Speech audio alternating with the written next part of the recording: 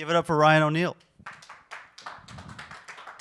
Thank y'all very much. I could have put a better title on this. I could have said how I spent $40,000 to get $250,000 of ARR and increase my valuation by $2.5 million. But I don't know if y'all other CEOs in the room like this. I like nuance, right? Anytime someone gives me a report, I want to find out the bad news too. Like, give me both sides of it. And so that's what I hope to share. The founder of Curate, my wife and I, started a floral company back in 2013, realized there were no softwares that managed like weddings and events. So I started building it. 2018 or so, I had caterers saying, can you please come over and start building the same thing for us? And so we abstracted the tool to be more of a cross vertical tool. We've seen 280% growth in the catering segment over the last year. So it's been really cool to see things evolve in our company. But we specifically help small businesses like florists and caterers. Some really exciting news I figured I'd just share right here. We've been working for a year and a half on rebuilding all of Ryan O'Neill's mistakes when he first programmed it on a WordPress theme. Just today, we've been working on this for a year and a half. About 3 hours ago, we sold our first customer on our new PLG platform. So super cool to see cash coming through. Yeah, thank you very much. But y'all know that moment where you've been working on something and it's like the whole team gets a shot in the arm. But this is more of what I'm excited about talking about today is just the learnings we had through an acquisition. One thing that I have learned in having chats with a lot of you all is a lot of times acquisitions come down to what your mission is, and the decisions you make are based off of what that mission is. So I just figured I'd give you all insight into the decisions we made and the good, bad, and ugly and what we learned through the process. So for some context, it was 2020. We're in the special events industry. And our growth was like $0 for like 3-4 months in a row. Our customers were technically we became profitable April 2020. We were very bootstrapped. We saw an opportunity. One of our competitors was really going through the same problem, except for worse. They were a much smaller competitor. They were doing probably $120,000 in revenue, and she reached out to me, and it was in that moment that we were like, you know what, this makes a lot of sense for us to be able to make this acquisition. And then kind of selfishly, as a founder, you always think, well, someday I'll make an acquisition, and it looks like this is a great starter acquisition. Let's do this one. So this is just a really quick way over the next 20 minutes to share the gory details of it. If I've got time at the end, glad to take questions. But a few key areas that we're going to be looking into are making the deal, what that looked like for kind of a very small micro acquisition, something that could move very fast. The second is learning scaling. What's a summary of what we actually learned holistically about the process? And the last is why will we never likely buy a one-to-one competitor again? So we'll just jump in. Start with making a deal.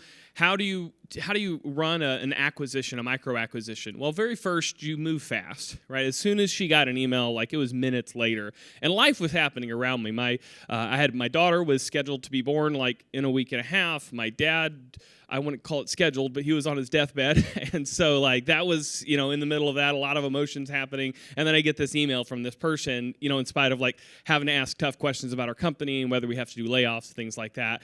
We never had to, thankfully. But I knew like we had to move fast with this person. So I immediately contacted her back, said, hey, so great to hear from you. Let's hop on a call. We were on a call like the very same day. I was in like a hotel conference room, hopped on a call with her, and I said, hey, you know what? Let's put a letter of intent together, and I'd like let's give it and put an NDA on it, and just don't talk with any of other competitors until. And she seemed very amiable about that, not talking to any other competitors until we were able to have a conversation.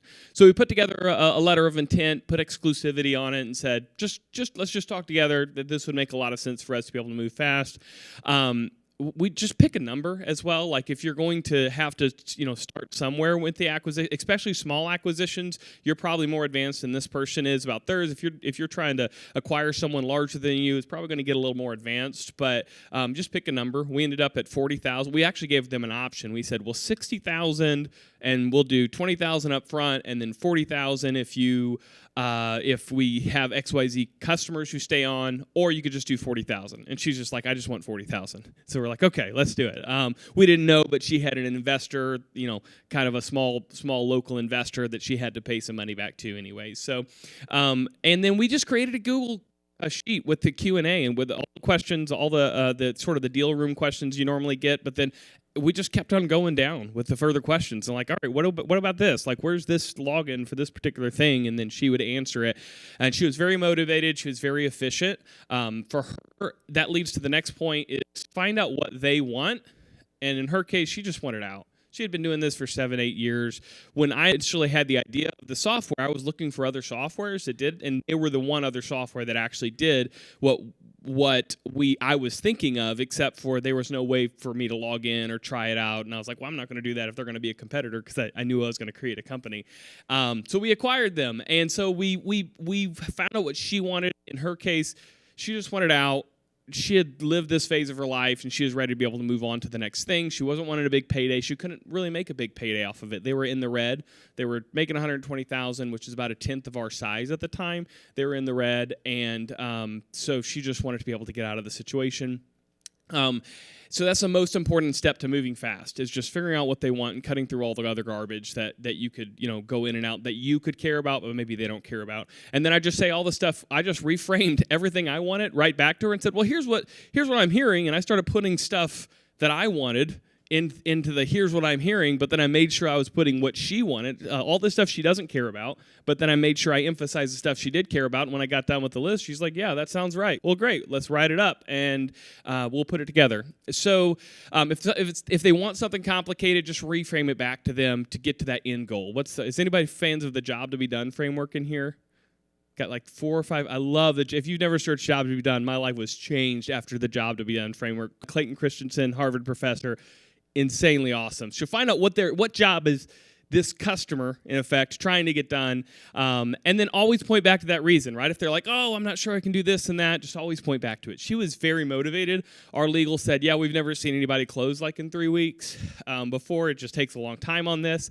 And, never tell a CEO, like, no one's ever done this before, because that's like a personal goal for you. And we did. We closed it in 3 weeks. I was literally at my daughter was born August 20th. My dad passed away August 22nd. I literally was at like the funeral home when I signed the deal, and I had my team running most of it. Like I wasn't like super involved in it, so it was a really emotional time. But things happen when they do. You just have to move fast, find out what they want, and you don't have to drag it out.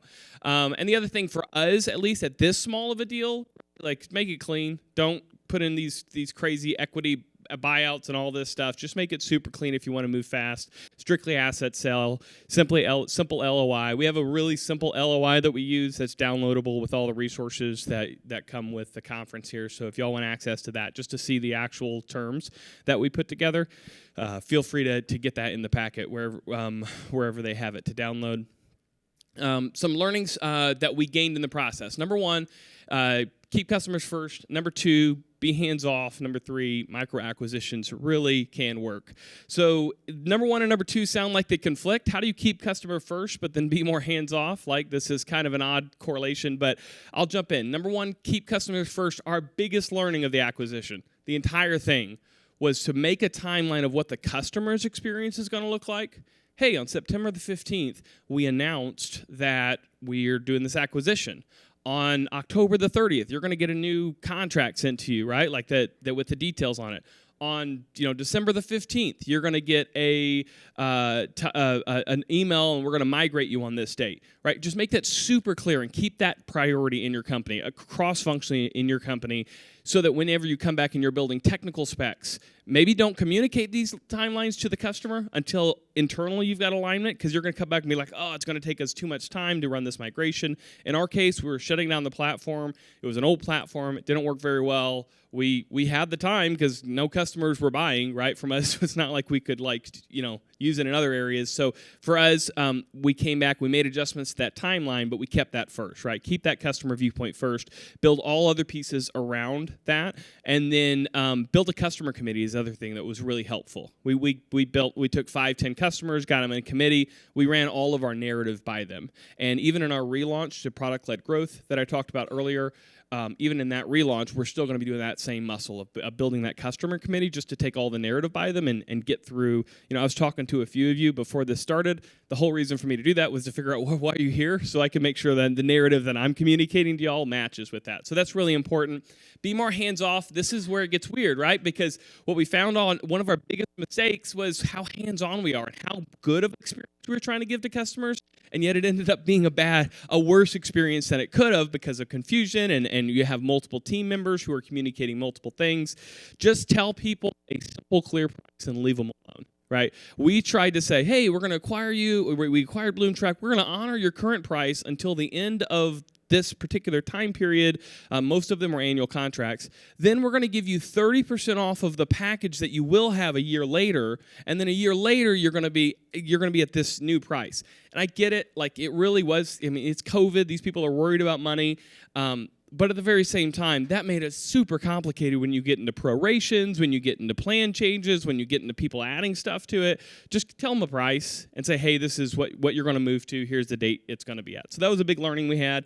Webinars are better than onboardings. I literally went back to our post notes after the acquisition to prepare for this talk, and that was one thing they said, just do big webinars. Like, don't go with each and every person and work through it. These are small customers. Our ACV as a company is $2,200. These are like $800 customers, right? So it was a very small ball type of play. Again, for us, I'll tell you in the next section here why it still was beneficial for us, but and make the process simple, right? The less steps you have, the better. Just reduce the amount of steps that you're communicating to the customer. That said, they do really work, right? The ROI was incredible compared to all the other ways that we could have made money in 2020 in the special event space, like with special event vendors. So it really was great. It was a shot in the arm for our team. What was cool is, like, I had all these salespeople who 4 months before were like, man, we can't sell against BloomTrack because they're so cheap and all these people are going to them. And you get inside their books and you realize, like, it's an entirely different world, behind that website of what's going on. And so but you got these team members who don't think like that and understand that. So it's just really encouraging as a CEO to see behind the doors. We saw nearly 200% NRR on these. We had one customer that went from 3,000 to 30,000, right? Like, 2 of our largest customers came from this. And so it was a really cool opportunity for us to be able to grow that customer base. And so we picked up several of our largest customers. And they were able to help a ton of people in the industry. At the end of the day, these people would have lost all their data if this company had shut down because they didn't have money. They were in the red. And so we were able to help a lot of people in the industry, helped with some people, but then some people just had a different reason not to like us, especially in a very, in our space, people can be very emotional, very, very small business. So simpler pricing. So I mentioned this a little bit. What we did was, hey, this year, we're going to honor your current price. Next year, it's 30% off your future price, and then you'll be at full price. And this is ignoring the fact that we change prices in between, right, as a company. And so you got all these contracts out and commitments out. What we should have done, we should have said, hey, we're honoring your current price. At your next renewal, here's going to be your new Curate price. Like, what we were offering was, for some of them was a lot, but just because they talk a lot or can leave a bad review does not mean that we should have adjusted our pricing and made it more complicated and a headache for everybody else. So the benefits of that are clean, confident, and clear. The problems are other weird proration issues. We had to do these low ACV deals that weren't sticking with us anyways, and we just prolong the pain with them. So returns and investments, the beginning ARR of the cohort of customers that came from BloomTrack were $120,000. So we paid $40,000 for $120,000 of ARR, which again sounds, wow, that's an awesome deal. It was, and it helped us close another round of helped us close the actual round of funding. We were primarily bootstrapped up to that point in time. The next year we closed a $2.5 million round of funding. So these numbers help in saying, hey, we grew through COVID. The current ARR of that same cohort is around $250,000. Of the revenue driven, I just ran a query on this. If you don't have Google Sheets queries, if none of y'all use that, you need to look it up. Gosh, it will change your life. Google Sheets queries. But I just ran a quick query on this. It's kind of like VLOOKUPs and all this other stuff, but so much more powerful and really quick to pull data. We've had $309,000 that has come from this group of customers paid into our company. The purchase price, including legal, probably was about $65,000. Honestly, they would have taken $20,000 for the deal. I feel like if I just told her, "Can you give me your company?"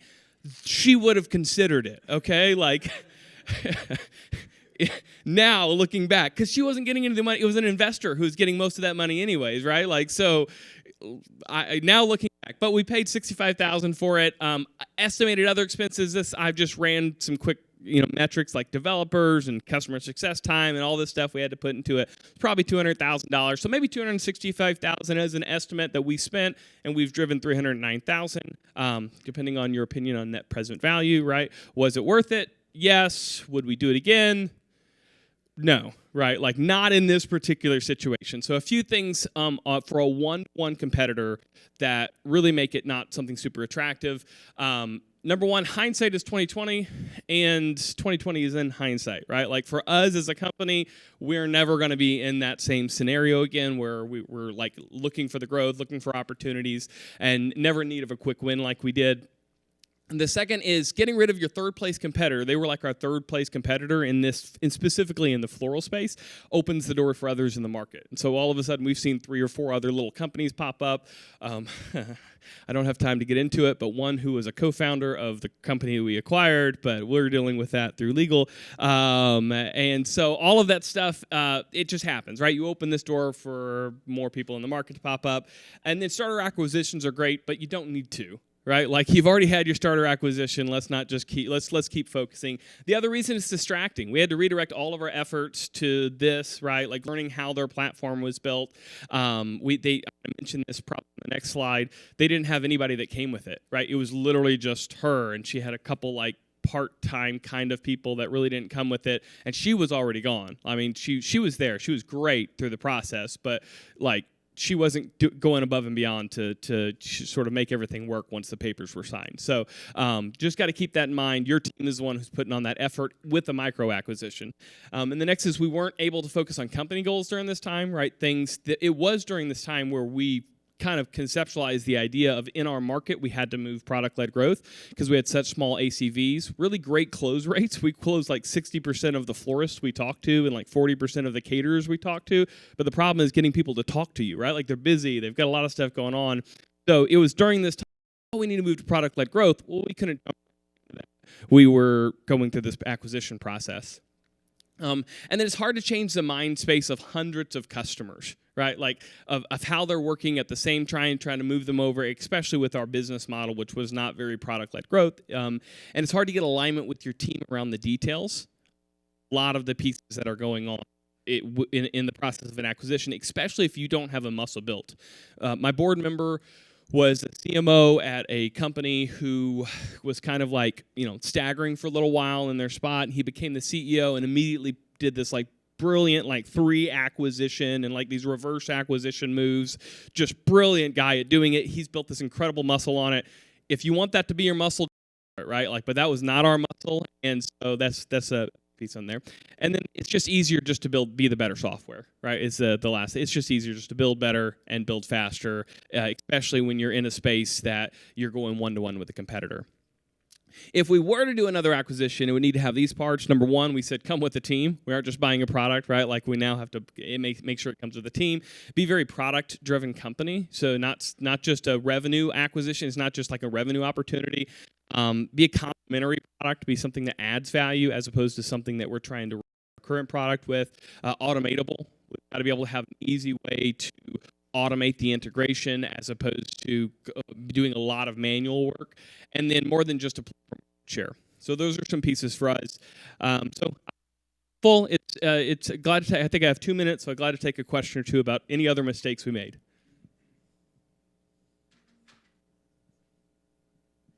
Awesome. Well, I've just done a great job. Well, thank you all so much. Oh, I do have a question.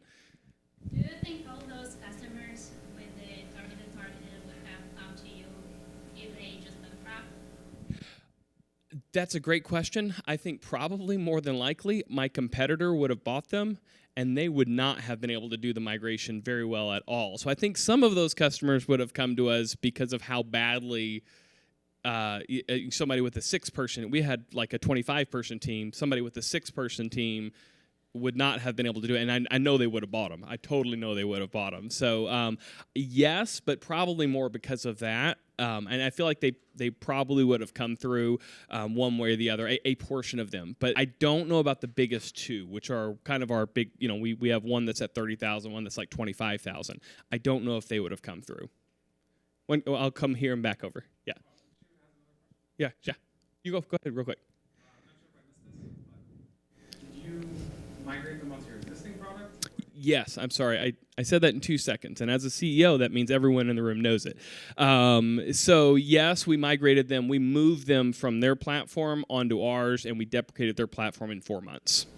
Were there differences in features that you had to accommodate for? There were slightly. We were a much more advanced program. Like, so if a florist is creating like an arrangement on a table, right? Like, there's a recipe with ingredients that go into that. We cover the backside of that. Well, for them, they only covered one of those, whereas we had like 2 recipes. You could attach 2 recipes to it. Well, with that model, it was super easy to migrate some of that. But there was like a copy and paste feature where you could copy a list of ingredients and paste it somewhere else that we had to do, and a few other small things.